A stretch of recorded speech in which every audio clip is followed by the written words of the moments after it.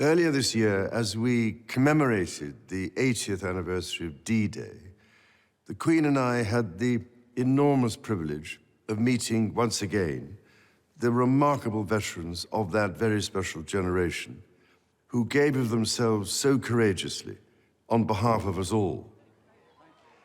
Listening to these once young servicemen and women touched us deeply as they spoke of their comrades drawn from across the Commonwealth, who never returned and who now rest peacefully where they made the ultimate sacrifice. Their example of service and selflessness continues to inspire across the generations. During previous commemorations, we were able to console ourselves with the thought that these tragic events seldom happen in the modern era. But on this Christmas Day, we cannot help but think of those for whom the devastating effects of conflict in the Middle East, in Central Europe, in Africa, and elsewhere pose a daily threat to so many people's lives and livelihoods. We also think of the humanitarian organizations working tirelessly to bring vital relief. After all, the Gospels speak so vividly of conflict and teach the values with which we can overcome it. The example that Jesus gave us is timeless and universal. It is to enter the world of those who suffer, to make a difference to their lives, and so bring hope where there is despair. As the famous Christmas carol, once in Royal David's City, reminds us, our Savior Holy came down to earth from heaven, lived among the poor and mean and lowly, and transformed the lives of those he met through God's redeeming love.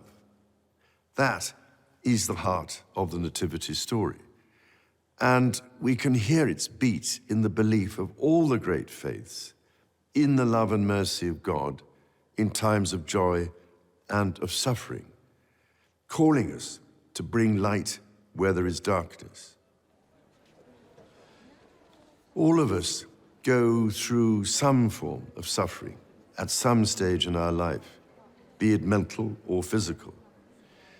The degree to which we help one another and draw support from each other, be we people of faith or of none, is a measure of our civilization as nations.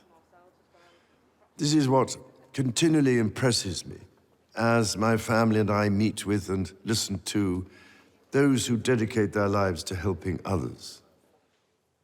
I am speaking to you today from the chapel of the former Middlesex Hospital in London, now itself a vibrant community space, and thinking especially of the many thousands of professionals and volunteers here in the United Kingdom and across the Commonwealth who, with their skills and out of the goodness of their heart, care for others, often at some cost to themselves. From a personal point of view, I offer special heartfelt thanks to the selfless doctors and nurses who this year have supported me and other members of my family through the uncertainties and anxieties of illness, and have helped provide the strength, care, and comfort we have needed. I'm deeply grateful, too, to all those who have offered us their own kind words of sympathy and encouragement.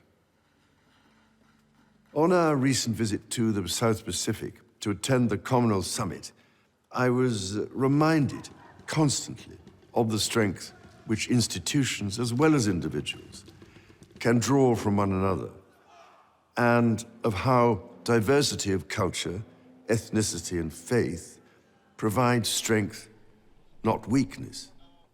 Across the Commonwealth, we are held together by a willingness to listen to each other, to learn from one another, and to find just how much we have in common. Because through listening, we learn to respect our differences, to defeat prejudice and to open up new possibilities. I felt a deep sense of pride here in the United Kingdom when, in response to anger and lawlessness in several towns this summer, communities came together, not to repeat these behaviors, but to repair. To repair not just buildings, but relationships.